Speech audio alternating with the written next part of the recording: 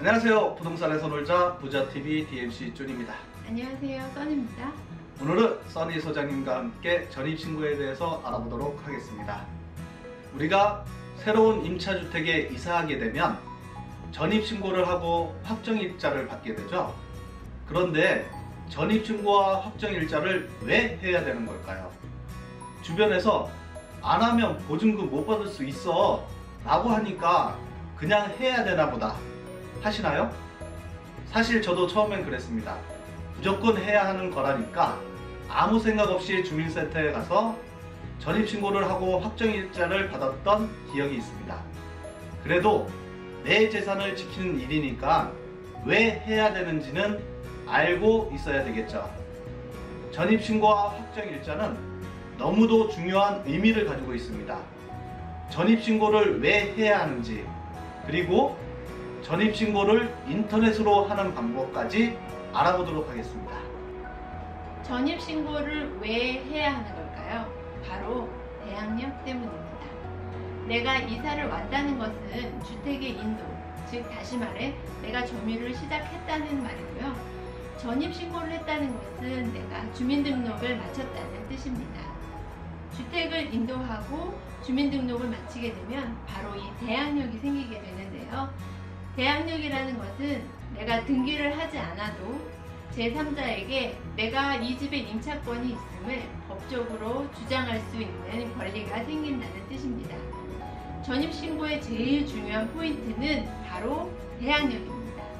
그럼 전입신고의 순서에 대해서 알아보겠습니다. 첫 번째, 등기부등본 및 등기신청 사건 조회하기.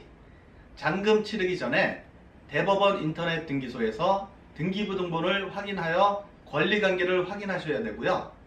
계약하기 1탄에서 보여드렸듯이 등기신청 사건 조회란을 꼭 확인하라고 말씀드렸잖아요. 중요한 부분이기 때문에 다시 한번 설명드립니다. 같은 날 근저당권이 신청된다면 선순위를 빼앗길 수 있어서입니다. 왜냐하면 근저당은 신청한 날로부터 효력이 발생되고 전입신고는 신청한 다음날 0시부터 효력이 발생되기 때문입니다.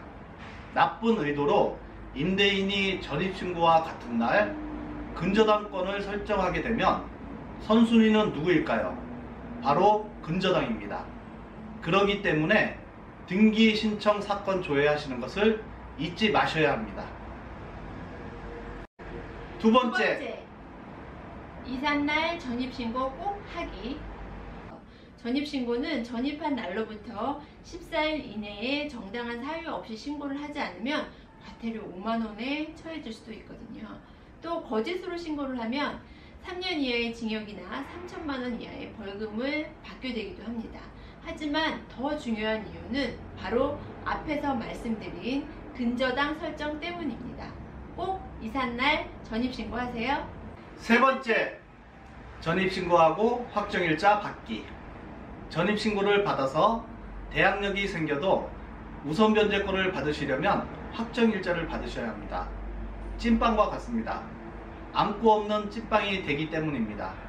확정일자는 다음 시간에 알아보도록 하겠습니다. 네 번째, 주민등록 등본 발급받기. 전입신고가 끝났다고 해서 안심하지 마시고요. 등록이 잘 되었는지 주민등록 등본 바로 한 통 떼셔가지고 기재가 되었는지 꼭 확인하시기 바랍니다. 전입신고 왜 해야 되는지 이제 이해가 되시나요? 전입신고는 절대 귀찮다고 넘어갈 수 있는 그런 일이 아닙니다. 꼭 이사 당일 하셔야 하는 일입니다. 내 재산을 지키는 일은 내가 알아야 지킬 수 있겠죠. 다음은 인터넷으로 전입신고하는 방법에 대해서 알아보겠습니다. 가보실까요? 가시죠. 앞에 내용은 잘 들으셨나요? 전입신고는 이렇게 중요합니다. 이사하기 전날이나 이사날, 이삿짐 옮기시기 전에 한 분 정도는 시간을 내셔가지고 전입신고를 꼭 해놓으시고 이사를 하시기 바랍니다. 저와 함께 정부24로 들어가셔가지고 전입신고하는 방법에 대해서 알아보도록 하겠습니다. 들어가 보시죠.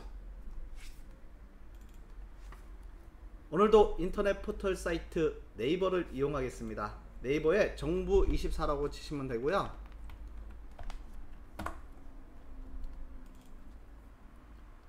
정부24로 들어가시면 요새는 서비스가 좀 다채로워졌습니다. 그래서 뭐 발급받을 수 있고 증명할 수 있는 증명 서류들이 많아졌는데요. 그거는 한번 확인해 보시고 전입신고란으로 바로 들어가 보도록 하겠습니다. 전입신고에 들어가시면 기본 정보하고 이렇게 나와 있는데요. 크게 중요한 건 없더라고요. 그래도 한 번씩 읽어보시면 도움이 될 것입니다. 그래서 토지대장이나 건축물 대장은 공인인증서 없이 로그인이 가능한데 전입신고는 공인인증서 로그인을 하셔야지만이 들어가실 수가 있으십니다. 그래서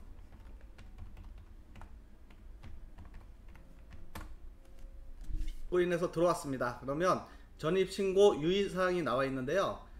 다른 거 한 번씩 읽어보시고 이 부분은 꼭 확인하시기 바랍니다. 전입신고 신청 후 처리 상태를 한번 확인하셔야 되는데요. 그래서 제가 주민등록등본을 신청하신 후에 발급 받는 게 좋다고 말씀드렸잖아요. 꼭 발급을 받으시기 바랍니다. 그러면 확인하셨으면 네 누르시고요. 확인 누르시면 됩니다. 확인 누르셨으면요, 신청하셨으면 1단계, 2단계, 3단계가 나오는데요.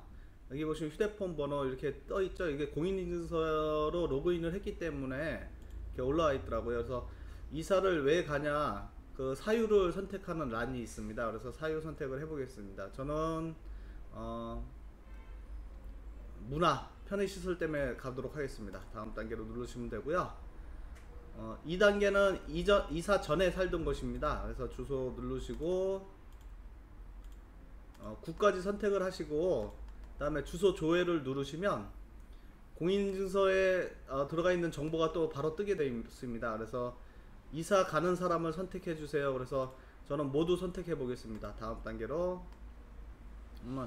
3단계는 이사 온 곳, 그러면 주소 누르시면 오늘은 도로명 주소로 한번 해보도록 하겠습니다. 그러면 서울특별시 은평구 1길 26 이렇게 해서 검색을 하시면 되고요. 검색하시면 바로 또 올라오죠. 검색 누르시고요. 민원 처리 기간 누르시고요. 그러면 이제 상세 주소 넣으셔야 되는데요.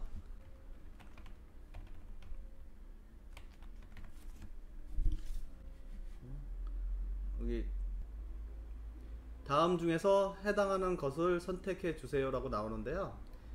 이사 온 사람끼리 거주를 할 것인지 기존에 살던 사람이랑 거주를 할 것인지 요거 잘 체크해 주셔야 합니다. 그래서 이사 온 사람끼리 체크, 그 다음에 우편물 주소 이전 서비스를 신청합니다 하면 우편물 이쪽으로 이전할 수 있도록 또 나옵니다. 그래서 신청인이 누군지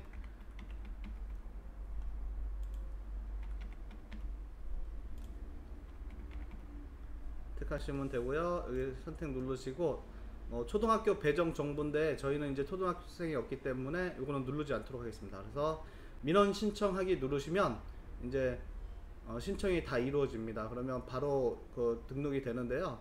그러면 주민등록 등본을 한 통 띄셔가지고 꼭 확인하시기 바랍니다.